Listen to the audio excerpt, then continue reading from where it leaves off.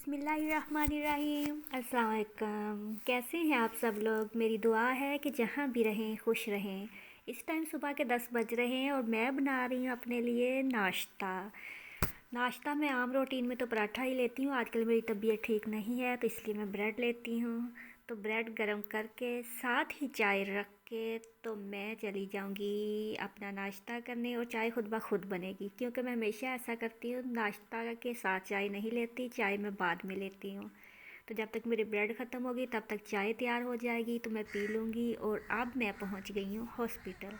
12 बज गए हैं, मौसम बहुत प्यारा है, धूप है नरम नरम सी, और ये प्यारे प्यारे से पौधे और साथ मेरे दोस्त परिंदे।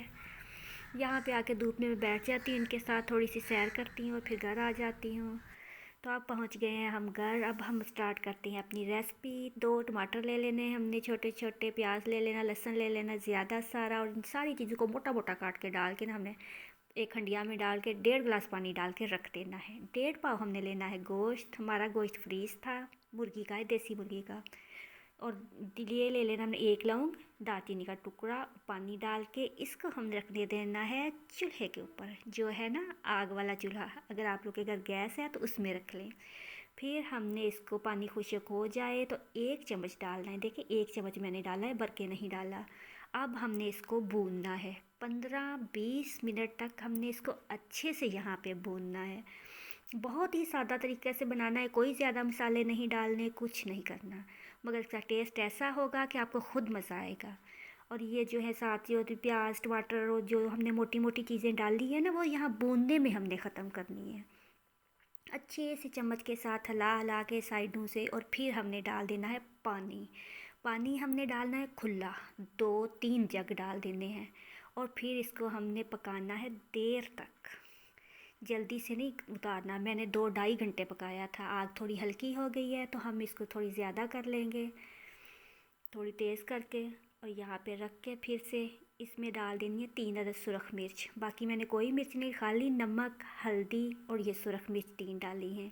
इसके अलावा 1 चम्मच हमने डाल देना है पिसी हुई काली मिर्च का, और कोई मसाला नहीं डाला। 1 चम्मच हमने लेना है ज़ीरा, और 1 चम्मच लेना है हमने खुशक धनिए का, और फ्रेश डालना है। पहले से जो पिसा हुआ हमारा पड़ा है वो नहीं, उसी टाइम ताज़ा डालना है क्योंकि इसका अलग से जायका होगा, इसी का तो जायका आता है। अब यहाँ पे मैंने इसको अच्छे से पीस लिया है। अब हमारा हो गया है तैयार।